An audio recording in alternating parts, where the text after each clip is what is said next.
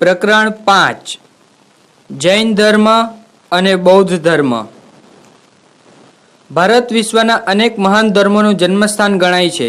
ભારતીય સંસ્કૃતિનું સ્વરૂપ આવા અનેક ધર્મો વડે રચાયેલું છે, જેના પરિણામ સ્વરૂપે ભારતીય સંસ્કૃતિ અને ધર્મ બંને એકબીજાના પર્યાય બની ગયા છે। આદિકાળથી ભારતમાં બ્રાહ્મણ પરંપરામાં હિન્દુ ધર્મ અને તેની શાખાઓનો તથા શ્રમણ પરંપરામાં જૈન અને બૌદ્ધ ધર્મનો વિકાસ થયો છે। વેદકાળના ઉત્તરાર્ધમાં શુદ્ધ વૈદિક વિચારધારાનું સ્થાન યજ્ઞ અને કર્મકાંડે લીધું। હિન્દુ ધર્મમાં જે સમયે કર્મકાંડોને વિશેષ મહત્વ અપાતું હતું, ત્યારે હિન્દુ ધર્મમાં સંગીન સુધારા કરવાના સ્વરૂપે જૈન અને બૌદ્ધ ધર્મ પરંપરાની શરૂઆત થઈ। જૈન ધર્મ મહાવીર સ્વામી પૂર્વેના 23 તીર્થકરો અને મહાવીર સ્વામી। તીર્થકર શબ્દનો અર્થ પવિત્ર કરનાર થાય છે। જૈન ધર્મમાં જેમણે પોતાની અલૌકિક અદ્ભુત શક્તિથી તેમજ શાસ્ત્ર અને ઉત્તમ ચારિત્ર્યથી સંસારરૂપી નદી પાર કરી શકાય તેવો ઘાટ બાંધ્યો, તે મહામાનવ મહાન વિભૂતિ તીર્થકર ગણાય છે। જૈન શાસ્ત્રોના મતાનુસાર કુલ 24 તીર્થકરો થયા છે, જેમાં મહાવીર સ્વામી 24મા તીર્થકર છે। તે પહેલાના 23 તીર્થકરોના નામ નીચે કોષ્ટકમાં આપ્યા છે, જેનો ઉલ્લેખ જૈન શાસ્ત્રોમાં કરવામાં આવ્યો છે। 24 તીર્થકરો અને તેમના લાંછન। ક્રમાંક 1 તીર્થકર ઋષભદેવ એટલે કે આદિનાથ, લાંછન વૃષભ। ક્રમાંક 2 તીર્થકર અજિતનાથ, લાંછન હાથી। ક્રમાંક 3 તીર્થકર સંભવનાથ, લાંછન ઘોડો।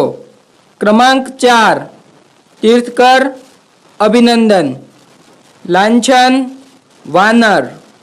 ક્રમાંક 5 તીર્થકર સુમિતનાથ, લાંછન કૌચ।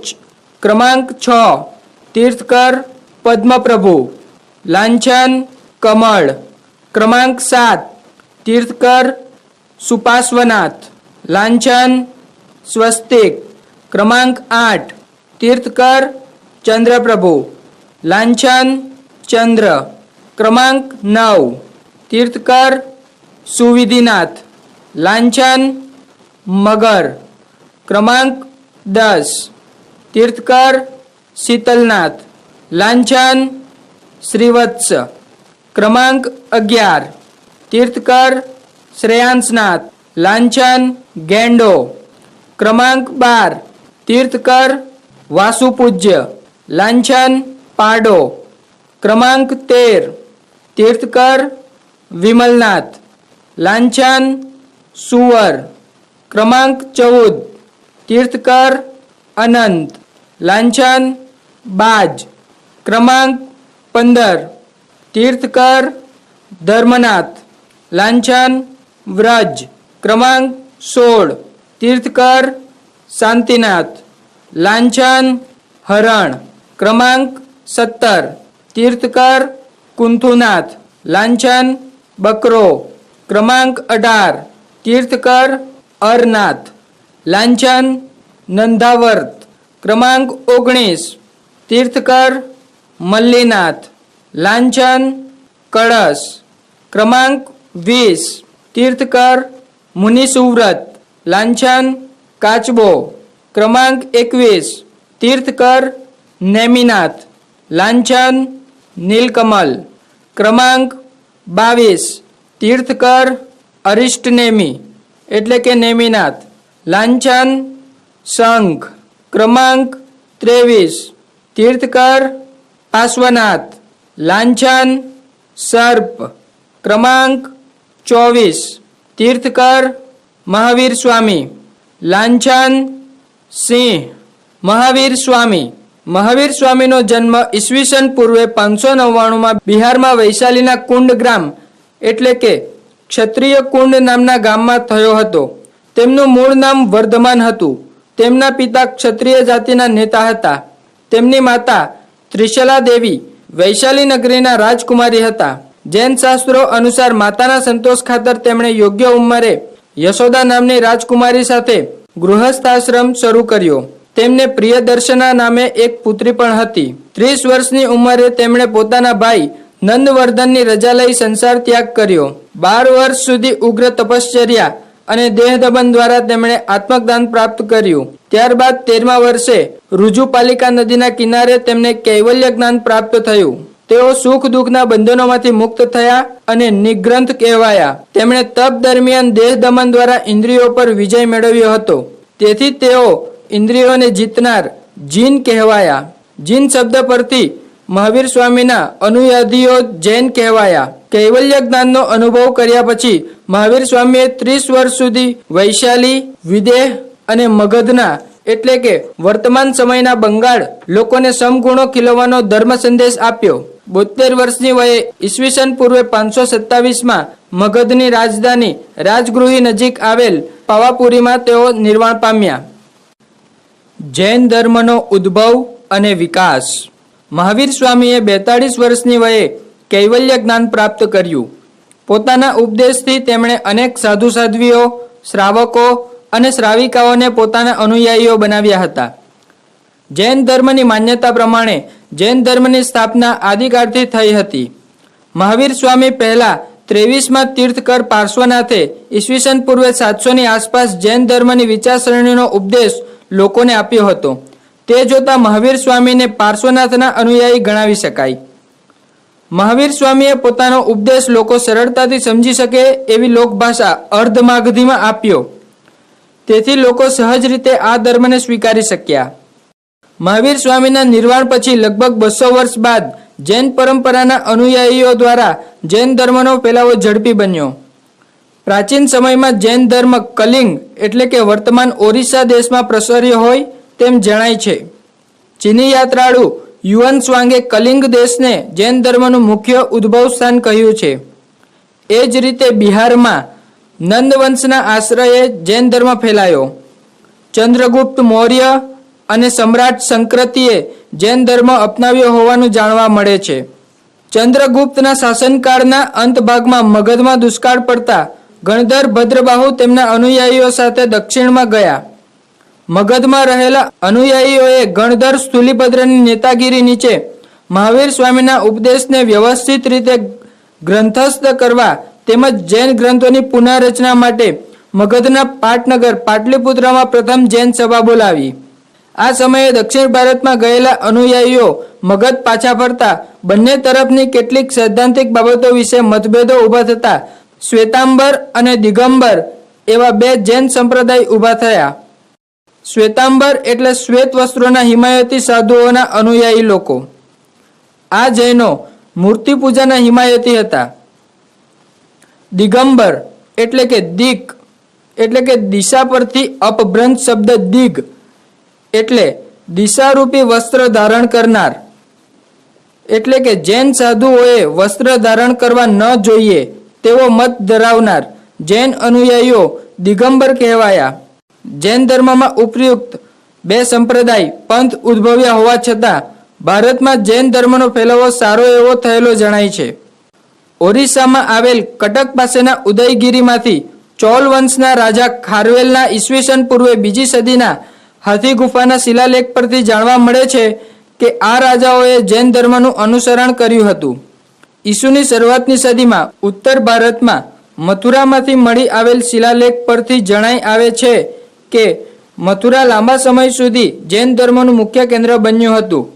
દક્ષિણ ભારતના મૈસૂરમાં ઈસુની પહેલી સદી, શ્રવણબેલગોડા ખાતે તેમજ ગંગ, કદંબ, ચાલુક્ય અને રાષ્ટ્રકૂટ વંશના રાજાઓએ પોતાના રાજ્યોમાં ઈસુની 5મી થી 12મી સદી જૈન ધર્મનો પ્રસાર કરવા દીધો. તેથી અહીં પણ જૈન ધર્મનો સારો એવો ફેલાવો થયો હતો. એ જ રીતે મહારાષ્ટ્ર અને રાજસ્થાન એટલે કે મારવાડની સાથે ભારતના અન્ય કેટલાક પ્રદેશોમાં પણ જૈન ધર્મનો પ્રચાર પ્રસાર થયો હતો. જૈન ધર્મના મુખ્ય સિદ્ધાંતો. જૈન ધર્મમાં આત્માને મોક્ષ પ્રાપ્તિ કઈ રીતે પ્રાપ્ત થાય તે વિચાર કેન્દ્ર સ્થાને છે. જૈન દર્શનમાં આત્મજ્ઞાન પ્રાપ્ત કરવા માટે શ્રદ્ધા, જ્ઞાન અને આચરણ કે જે સમ્યક દર્શન, સમ્યક જ્ઞાન અને સમ્યક ચરિત્ર જેવા 3 રત્નોને નામે પ્રસિદ્ધ છે તેના આચરણથી પૂર્વના બધા કર્મોમાંથી મુક્તિ મળે છે તથા પાપનું ફળ પૂર્ણ જન્મ વખતે મળે છે. જૈન ધર્મ મોક્ષ મેળવવાના માર્ગ તરીકે આ 3 રત્નો એટલે કે સમ્યક જ્ઞાન, સમ્યક દર્શન અને સમ્યક આચરણ નો માર્ગ સૂચવ્યો છે, જે ત્રિરત્ન સિદ્ધાંત તરીકે જાણીતો છે. 5 વ્રતો અહિંસા, સત્ય, અસ્તેય, બ્રહ્મચર્ય, અપરિગ્રહ. 5 સમિતિ ઇરિયા સમિતિ, ભાષા સમિતિ, એષણા સમિતિ, આદાન નિક્ષેપણ સમિતિ, પરિષ્ઠાયન સમિતિ. 3 ગુપ્તિઓ મનોગુપ્તિ, વાકગુપ્તિ, કાયગુપ્તિ. 4 ભાવના મૈત્રી, કરુણા, પ્રમાદ, મધ્યસ્થ. સમ્યક દર્શન, સમ્યક જ્ઞાન અને સમ્યક ચરિત્ર માટે માનવે આ પ્રમાણેના 5 વ્રતો, 5 સમિતિ અને 3 ગુપ્તિઓ અને 4 ભાવનાઓનું પાલન કરવું જોઈએ. જૈન ધર્મમાં તત્વજ્ઞાન અને આધ્યાત્મિક બાબતો. જૈન ધર્મ પૃથ્વી પરના દરેક તત્વોને જીવ અને સજીવ એવા વિભાગમાં વહેંચે છે. દરેક જીવ પોતાના પુણ્યના આધારે દેવ, મનુષ્ય કે પ્રાણી બને છે. જીવની બદ્ધ જીવ, મુક્ત જીવ અને નિત્ય સિદ્ધ જીવ એ 3 કક્ષા કહી છે. કર્મ આત્મા માટે બંધનરૂપ છે. આવા કર્મમાં મુક્તિ માટે નવું કર્મ કરવું નહીં અને ઉત્પન્ન થયેલા કર્મના તપ વડે ક્ષય કરવો. આધ્યાત્મિક બાબતો. જૈન ધર્મમાં તપશ્ચર્યા અને વૈરાગી જીવનનું ઘણું મહત્વ છે. ક્ષમા, મૃદુતા, નિષ્કપટતા, ઉદારતા, તપ, ઇન્દ્રિય નિગ્રહ, સત્ય, પવિત્રતા, અકિંચિતતા તેમજ પ્રતિક્રમણ અને સામાયિકની ક્રિયામાં આધ્યાત્મિક બાબતો સમાયેલી છે. પ્રતિક્રમણ દ્વારા શુભ તરફ પ્રયાણ કરવું તેમજ સામાયિક દ્વારા એક જગ્યાએ બેસી આત્મચિંતન, સ્તુતિ, વંદન કરવા. મહિનામાં 5 વાર પોષહ કે પોષદ વ્રત કરી ઈચ્છાઓનો ત્યાગ કરવો. નિશ્ચિત કરેલા દિવસોએ શેત્રુંજય, ગિરનાર, ચંપાપુરી, પાવાપુરી, સમેત શિખર જેવા સ્થળોની યાત્રા કરવાના વિશેષ મહત્વનો જૈન દર્શનમાં ઉલ્લેખ કરેલ છે. જૈનોની પ્રાર્થનામાં નવકાર મંત્રનું ઉચ્ચારણ, દેરાસર કે પૂજા સ્થળની જગ્યાના પવિત્ર ચિહ્ન તેમજ જૈનોના પર્વધિરાજ ગણાતા પજુષણ એટલે કે પર્યુષણ જેવા પર્વો અને મિચ્છામી દુક્કડમ એટલે કે મી ક્ષમામી દુષ્કૃત્યમ જેવા વાક્યોમાં જૈન ધર્મની આધ્યાત્મિકતાનો પરિચય થાય છે. જૈન ધર્મગ્રંથો અને મૂર્તિઓ. જૈન ધર્મગ્રંથો. જૈન ધર્મગ્રંથોમાં આધ્યાત્મિક ભાવનાઓ, ધાર્મિક કથાઓ, શિલ્પશાસ્ત્ર અને તીર્થકરના સ્તોત્રો મુખ્ય છે. તે ઉપરાંત વિજ્ઞાનશાસ્ત્ર, કાવ્યો, વાર્તાઓ, નાટકો તેમજ લેખો અને સાંસારિક વિષયના ગ્રંથો દ્વારા પણ જૈન ધર્મને પ્રોત્સાહન મળેલું છે. ભારતની જુદી જુદી આર્ય તેમજ આર્યેતર દ્રવિડિયન ભાષાઓ અને ઉપભાષાઓમાં જૈન સાહિત્ય લખાયું છે. જૈન મૂર્તિઓ. જૈન ધર્મસ્થાનોમાં અનેક દેવીઓ, તીર્થકરોની મૂર્તિ હોય છે, જેમાંથી અંબિકા, ચક્રેશ્વરી, જ્વાલિની અથવા જ્વાલામાલિની, પદ્માવતી, ચામુંડા, મહાદેવી, ભારતી અથવા સરસ્વતી મુખ્ય દેવીઓ છે. જૈન ધર્મના દેવસ્થાનોમાં તીર્થકરોની મૂર્તિ સાથે તેમની સાથે રહેલ યક્ષ, શાસન દેવી અને લાંછન પરથી તીર્થકરની મૂર્તિઓની ઓળખ થાય છે. પ્રાણીઓમાં લાંછન જૈન ધર્મમાં રહેલ જીવ માત્ર તરફના અહિંસા ભાવનું સૂચક છે. ભારતીય સંસ્કૃતિને જૈન ધર્મ તરફથી પ્રાપ્ત થયેલ વિશિષ્ટ પ્રદાન. સાહિત્ય ક્ષેત્રે મહાવીર સ્વામી અને તેમની પહેલાના તીર્થકરોએ મૌખિક ઉપદેશ જ કર્યો હતો, પરંતુ તેમના ગણધરોએ મુખ્ય શિષ્યોએ મહાવીર સ્વામીના ઉપદેશને ગ્રંથસ્થ કરીને કાળજીપૂર્વક સાચવી રાખેલ છે. જૈન ધર્મનું પ્રાચીન સાહિત્ય 14 પર્વ અને 12 અંગમાં વહેંચાયેલું છે, જેમાં સાધુ સાધ્વીઓ અને જૈન અનુયાયીઓને લગતા નિયમો કે આદર્શોનો સમાવેશ થાય છે. અંગ અને 10 વૈતાલિક સૂત્રની રચના પ્રાકૃત અથવા અર્ધમાગધી ભાષામાં થયેલ છે. ઈસુની 7મી અને 8મી સદીમાં આ ગ્રંથો વિશેની ટીકાઓ એટલે કે વિવેચન તેમજ અન્ય જૈન દર્શન શાસ્ત્રો સંસ્કૃત ભાષામાં લખવા શરૂ થયા હતા. ગુણાઢ્ય રચિત બૃહદ કથા, જૈન સુરી જીનસેન રચિત હરિવંશ પુરાણ, સંગદાસ ગણી રચિત વાસુદેવ હિંડી નામના ગ્રંથો ઘણા પ્રસિદ્ધ છે. તેમજ કલિકાલ સર્વજ્ઞનું બિરુદ પામેલા ગુજરાતના હેમચંદ્રાચાર્ય દ્વારા પ્રાકૃત ભાષામાં રચાયેલ સિદ્ધહેમ શબ્દાનુશાસન નામનો વ્યાકરણ ગ્રંથ તથા વ્યાકરણના નિયમોને સમજાવતું દ્વયાશ્રય નામનું મહાકાવ્ય પ્રસિદ્ધ છે. ગુજરાતના વાઘેલા વંશના રાજમંત્રી વસ્તુપાલ તેજપાલ સમર્થ સાહિત્યકાર હતા. કવિ સોમેશ્વર રચિત કીર્તિ કૌમુદી નામનું મહાકાવ્ય ઘણું પ્રસિદ્ધ છે. જૈન સાધુઓ દ્વારા પ્રાચીન ગ્રંથની નકલ કરેલી હસ્તપ્રતો ગુજરાતના પાટણ શહેરમાં સચવાયેલી છે. જૈન લેખકોએ સંસ્કૃત અને પ્રાકૃત ભાષા સાથે કન્નડ, તમિલ, તેલુગુ, ગુજરાતી, રાજસ્થાની વગેરે ભાષાઓમાં પોતાની રચના કરી પ્રાદેશિક ભાષાઓના વિકાસમાં બહુ મોટું પ્રદાન આપ્યું છે. તામિલ ભાષાના પ્રસિદ્ધ ગ્રંથ કુરલના કેટલાક ભાગની રચના જૈનો દ્વારા થઈ છે. ભાષાની દ્રષ્ટિએ પ્રાચીન જૈન સાહિત્યની પ્રાકૃત ભાષા અને અપભ્રંશ ભાષા આધુનિક ભારતીય ભાષાઓ અને પ્રાચીન સંસ્કૃત ભાષાને જોડતી કડી સમાન ગણાય છે. સામાજિક ક્ષેત્રે ભારતીય સમાજ અને સંસ્કૃતિને જૈન વિચારધારાએ બહુ મોટું પ્રદાન આપ્યું છે. જૈન સાધુઓનું દેહદમન, કઠોર સંયમ અને તપસ્યામય જીવને તેમજ વિશેષ રૂપે અહિંસાનું પાલન ભારતીયોને નૈતિક અને નિષ્ઠાવાન જીવન પસાર કરવા માટે બળવાન પ્રેરણા આપે છે. ગાંધીજીના મતે અહિંસા તત્વના સૌથી વધુ મહાન પ્રચારક મહાવીર સ્વામી જ હતા. આ અહિંસાનો સિદ્ધાંત ગાંધીજીનો જીવન મંત્ર બન્યો હતો. પ્રાણી માત્ર પ્રત્યે મન, વચન અને કર્મથી અહિંસાના આચરણ પર જૈન ધર્મ ભાર મૂકે છે. જ્ઞાતિ, જાતિ, ભાષા કે પ્રદેશ તેમજ સ્ત્રી પુરુષના ભેદભાવ વગર દરેકને જૈન સમાજમાં ઊંચું સ્થાન અને દરજ્જો જૈન ધર્મે આપ્યા. સ્ત્રીઓને પણ દીક્ષા લેવાનો, સાધ્વી જીવન જીવવાનો, કલ્યાણ માર્ગ અને મોક્ષ પ્રાપ્તિનો અધિકાર આપી મહાવીર સ્વામી સમાજ સુધારક બન્યા હતા. કલા ક્ષેત્રે જૈન દેરાસરોમાં રહેલી તીર્થકરોની પ્રતિમાઓ દ્વારા પ્રાચીન અને મધ્યકાળના શિલ્પીઓની શિલ્પકલાનો પરિચય થાય છે. મધ્ય ભારતમાં આવેલા ખજુરાહો ખાતે પાર્શ્વનાથ, શક્તિનાથ અને આદિનાથ નામના મંદિરો આવેલા છે, જેમાં અનેક હિન્દી દેવી દેવતાઓની મૂર્તિમાં હિન્દુ અને જૈન મતોની સહિષ્ણુતા જોવા મળે છે. જૈનોના આદિનાથ, નેમિનાથ, પાર્શ્વનાથ કે મહાવીર સ્વામી જેવા તીર્થકરોની અસંખ્ય મૂર્તિઓ, તેમના લાંછનો, ધર્મસ્થાનની દિવાલો, છત, સ્તંભ, પ્રવેશદ્વાર પર યક્ષો, યક્ષિણી, વાહકો, નર્તકોની શિલ્પકૃતિઓ વગેરે શિલ્પકલાના ઉત્તમ નમૂના છે. દક્ષિણના મૈસૂરમાં ચંદગીરી પહાડ પર આવેલી ઊંચી અને ભવ્ય ગૌતમેશ્વર એટલે કે બાહુબલીની મૂર્તિ મધ્યકાલીન જૈન શિલ્પકલાનો શ્રેષ્ઠ નમૂનો ગણાય છે. સ્થાપત્ય કલામાં ઓરિસ્સાના પુરી જિલ્લામાં રાજા ખારવેલે ઉદયગીરી અને ખંડગીરી પર્વતમાં કોતરાવેલી 35 ગુફા મળે છે, જેમાં રાણી ગુફા અને ગણેશ ગુફા સૌથી વધારે આકર્ષક છે. પશ્ચિમ ભારતમાં ઇલોરામાં આવેલી જૈન ગુફાઓમાં ઇન્દ્રસભા નામની 2 માળની ગુફા પ્રસિદ્ધ છે. મધ્યકાળમાં ગુજરાતમાં પાલીતાણા એટલે કે શેત્રુંજય અને ગિરનાર પર્વત ઉપર આવેલા જૈન મંદિરો, કુંભારિયાના દેરાસરો તેમજ આબુ પર્વત પર આવેલા દેલવાડાના અને રાણકપુરના જૈન દેરાસરો શિલ્પ અને સ્થાપત્યના ઉત્તમ નમૂના ગણાવી શકાય.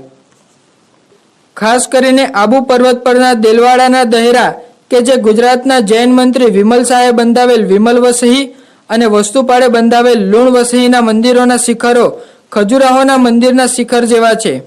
આરસ પહાડથી બનેલી તેની છતો અને સ્તંભો ઉપરનું બારીક અને મનોહર શિલ્પકામ વિશ્વભરમાં પ્રસિદ્ધ છે.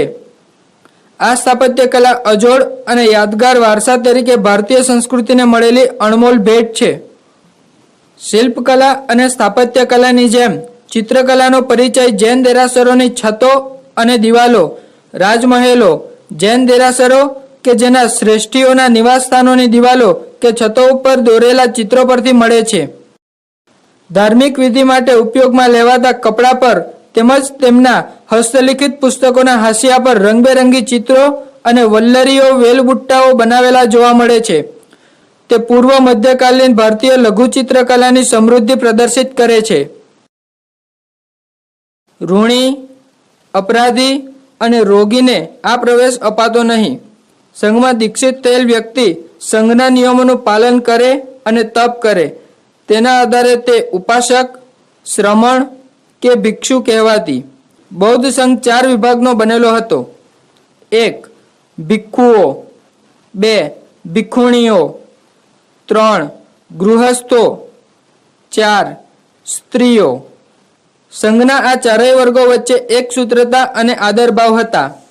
સંઘમાં ભિક્ષુઓની સંખ્યા વધતા સંઘ માટેના બુદ્ધે નિયમો બનાવ્યા હતા.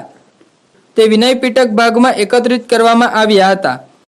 બૌદ્ધ ધર્મની શરણાગતિ માટેની પ્રસિદ્ધ 3 બાબતોમાં બુદ્ધમ શરણમ ગચ્છામિ, ધમ્મમ શરણમ ગચ્છામિ, સંઘ શરણમ ગચ્છામિ કહેવાયું છે. અર્થાત પ્રથમ બુદ્ધના, પછી ધર્મના શરણે જઈને આખરે સંઘના શરણે જવાનું કહેવાયું છે. એ દ્રષ્ટિએ સંઘ મહત્વનો હતો, વ્યક્તિ નહીં. સંઘની સંપત્તિ સામૂહિક હતી. સંઘની બેઠક અને ચર્ચામાં વિધિવત પ્રસ્તાવ દ્વારા બહુમતીથી નિર્ણય લેવાતા. વાસ્તવમાં બૌદ્ધ ધર્મ સંઘમાં વર્તમાન લોકશાહી સમાજની ભાવના જોવા મળે છે. બૌદ્ધ અનુયાયીઓ, સંઘનું સંગઠન અને ઇતિહાસ. બુદ્ધના સમયમાં જ તેના અનુયાયીઓના કેટલાક મતભેદ હતા, પરંતુ બુદ્ધના પ્રભાવશાળી વ્યક્તિત્વને લીધે તે બહુ સ્પષ્ટ દેખાતા ન હતા. પરંતુ બુદ્ધના નિર્વાણ બાદ આ વિરોધ સબળ બન્યો અને સ્થવિરવાદીઓ અને મહાસાંસારિકો જે 2 વર્ગો અસ્તિત્વમાં આવ્યા. બુદ્ધના નિર્વાણ પછી આ વિરોધના નિવારણ માટે બૌદ્ધ સંઘ ધર્મ પરિષદ એટલે કે સંઘિતિ રાજગૃહ ખાતે મળી.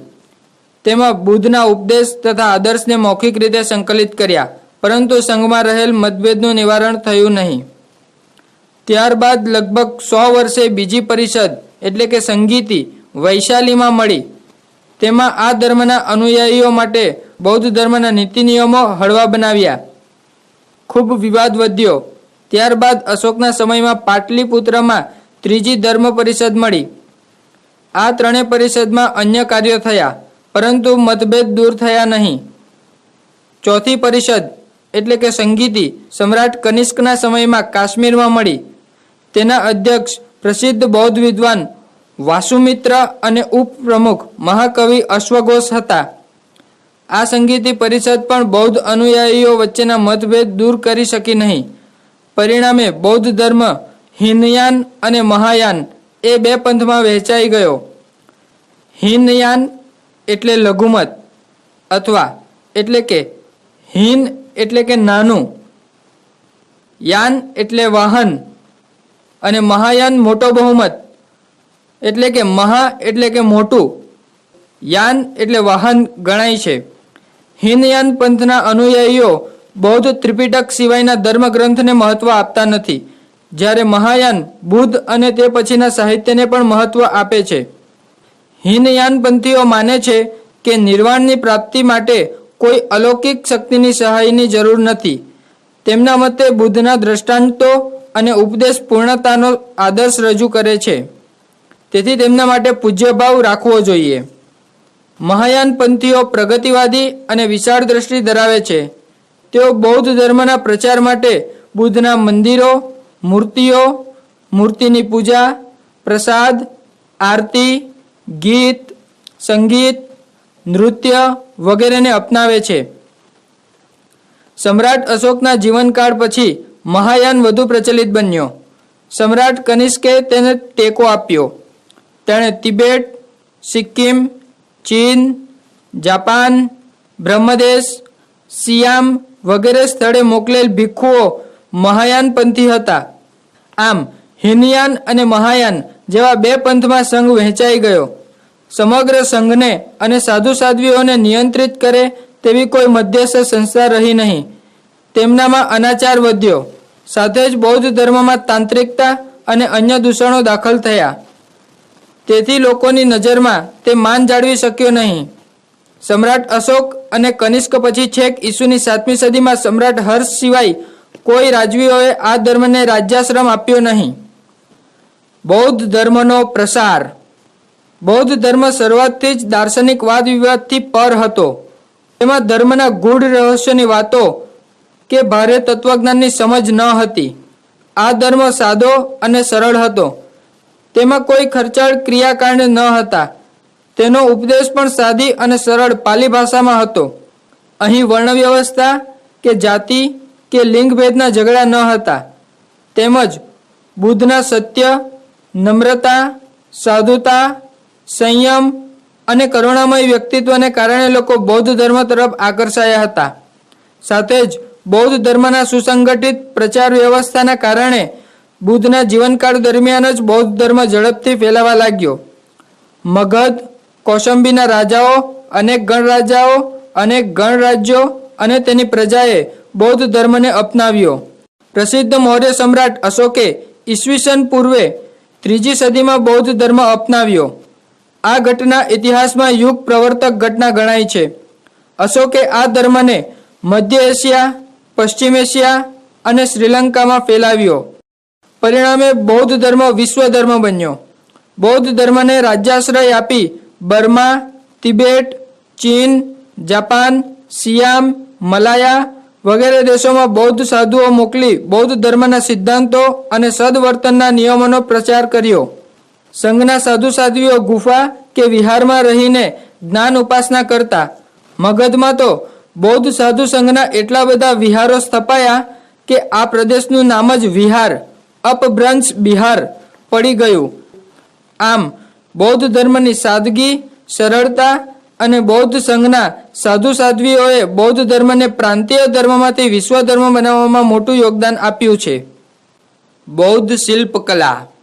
બૌદ્ધ ધર્મના સ્તંભો, સ્તૂપોની દિવાલ ઉપરના કોતરકામ તથા મૂર્તિઓ આ સમયની શિલ્પકલાનો પરિચય આપે છે. આ સમયના મોટાભાગના સ્તંભો મૌર્ય સમ્રાટ અશોકની પ્રેરણાથી બનાવવામાં આવ્યા છે. અશોકના સર્વ સ્મારકોમાં તેણે ઊભા કરેલા સ્તંભો ખૂબ જ આકર્ષક છે. આમાંના કેટલાક સ્તંભો તો 50 ફૂટ જેટલા ઊંચા અને 50 ટન વજનના છે. તેના પર કોતરાયેલા શિલાલેખો માટે તે ઉપયોગી છે. એટલું જ નહીં, સ્થાપત્યના ઉત્તમ નમૂના રૂપે પણ તેનું ઘણું જ મહત્વ છે. એક જ પથ્થરમાંથી આ સ્તંભો કોતરી કાઢેલા છે.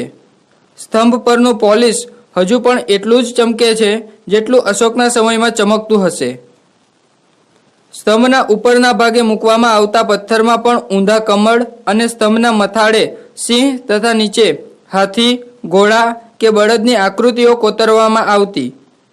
ઈરાની શિલ્પકલાના સંપર્કના કારણે આ સમયના સ્થાપત્યમાં પ્રાણીની આકૃતિઓ જોવા મળતી હોવાનું કેટલાક વિદ્વાનો માને છે.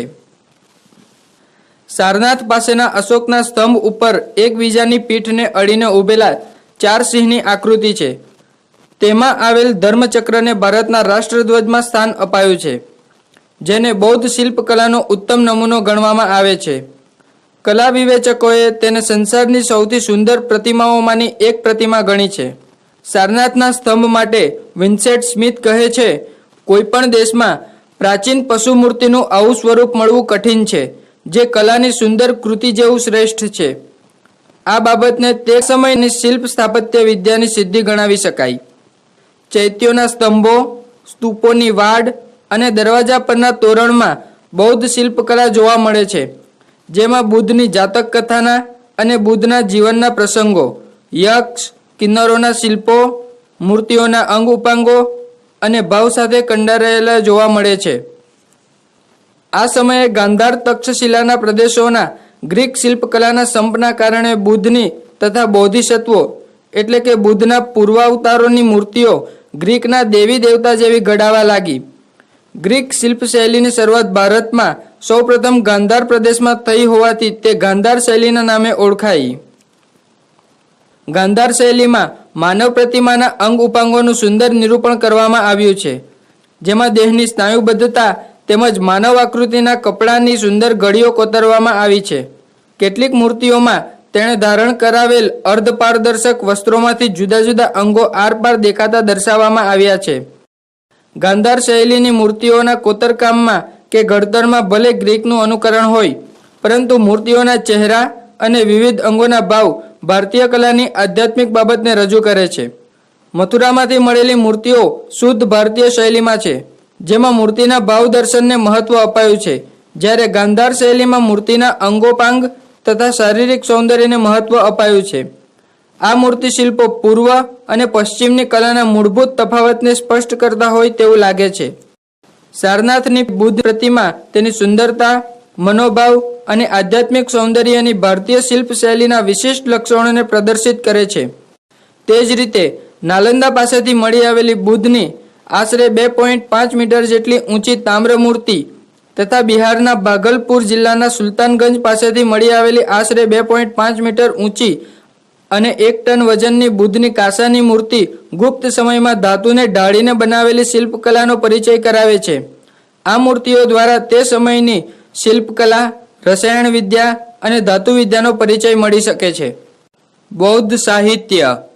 ગૌતમ બુદ્ધના નિર્વાણ પછી તેમના ઉપદેશને વ્યવસ્થિત રૂપ આપવા રાજગૃહમાં ભરાયેલી પ્રથમ ધર્મ પરિષદમાં ત્રિપિટકની રચના થઈ.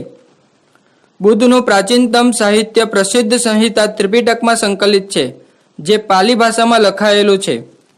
બુદ્ધના મૃત્યુ પછી તરત જ મળેલી પ્રથમ ધર્મ પરિષદમાં તેની રચના કરવામાં આવી. તેમાં બુદ્ધના પ્રવચનોનો સાર છે.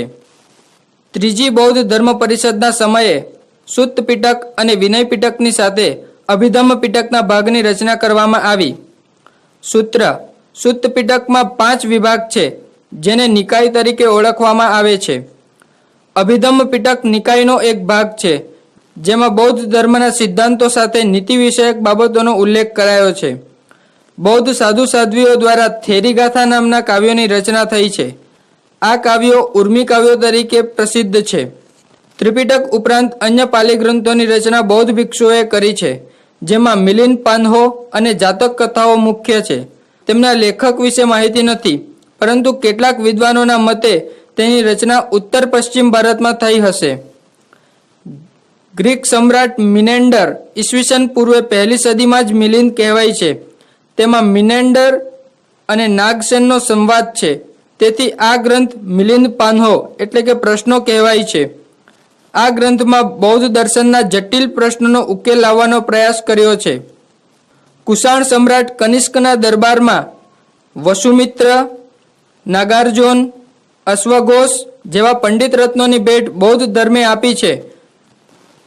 બૌદ્ધ સાહિત્યમાં બીજા અનેક ગ્રંથોનો સમાવેશ થાય છે, જેમાં દીપવંશ અને મહાવંશ નામના ગ્રંથો શ્રીલંકામાંથી પ્રાપ્ત થયા છે. તેમાં બુદ્ધના જીવન પ્રસંગો ઉપરાંત તે સમયની કેટલીક અન્ય માહિતી આલેખાયેલ છે. મહાકવિ અશ્વઘોષે લખેલ બુદ્ધના જીવન વિશેનું મહાકાવ્ય બુદ્ધ ચરિત ઘણું જ જાણીતું છે. તિબ્બત ભાષામાં બૌદ્ધ ગ્રંથની કઝાર અને તંઝર નામની 2 સંહિતા પ્રસિદ્ધ છે.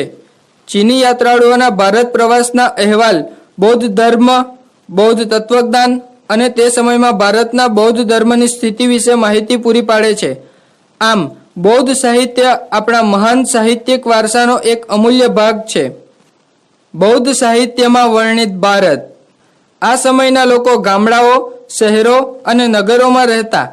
વર્ણાશ્રમ વ્યવસ્થા પ્રચલિત હતી, તેનો બૌદ્ધ ગ્રંથોમાં ઉલ્લેખ મળે છે. સ્ત્રીઓનું સ્થાન કુટુંબ અને સમાજમાં નીચું જોવા મળે છે, છતાં સ્ત્રીઓને હજુ વિદ્યા આરાધના કરવાની મનાઈ ન હતી. કેટલાક જૈન અને બૌદ્ધ ગ્રંથોમાં આજીવન બ્રહ્મચારિણી વિદ્વાન સ્ત્રીઓના ઘણા ઉલ્લેખો જોવા મળે છે. સંગીત, નૃત્ય, ચિત્ર, કલાઓમાં સ્ત્રીઓ કુશળ હતી. બૌદ્ધ ધર્મે અને જૈન ધર્મે બ્રાહ્મણ ધર્મ કરતા સ્ત્રીઓને આગળ માનભર્યું સ્થાન આપ્યું હતું, એ નોંધનીય છે. તે જ રીતે વારાંગનાનું ઘણું માનભર્યું સ્થાન હતું. વૈશાલીની ગણિકા આમ્રપાલી તેનું જ્વલંત ઉદાહરણ છે. આ સમયે વિવિધ ઉત્સવોની ઉજવણીની જેમ જ મલ્લયુદ્ધો અને આખલાના યુદ્ધો થતા. બૌદ્ધ ધર્મ અને જૈન ધર્મના કારણે સમાજમાંથી માંસાહારનું મહત્વ ઘટતું જતું હતું. સામાન્ય રીતે આ સમયનું લોકજીવન અને સમાજ જીવન સુખી, સરળ અને વૈવિધ્યતાથી ભરપૂર હતું. આ સમયે ખેતી સાથે લુહારી કામ, સુથારી કામ, વણાટ કામ, કારીગરી, ચામડાનો ઉદ્યોગ, પથ્થર તથા હાથીદાંતની કારીગરી જેવા ઉદ્યોગ હતા. ઉદ્યોગ કરનારના આધારે શેરીઓના નામ હતા. દાખલા તરીકે રંગારાની શેરી, વૈશ્યો, વેપારીની શેરી. વણકરોના નામનો ઉલ્લેખ જાતક કથાઓમાં મળે છે. આ સમયે ભારતના જુદા જુદા પ્રદેશો સાથે તેમજ પરદેશ સાથે જળ માર્ગે અને જમીન માર્ગે વેપાર ચાલતો. વેપારીઓ અને સાર્થવાહો એટલે કે વણજારાના સંઘો પણ રચાયા હતા. વેપારમાં વસ્તુ વિનિમયની જગ્યાએ તાંબા અને કાંસાના સિક્કાની શરૂઆત આ સમયે થઈ હોવાનું જણાય છે.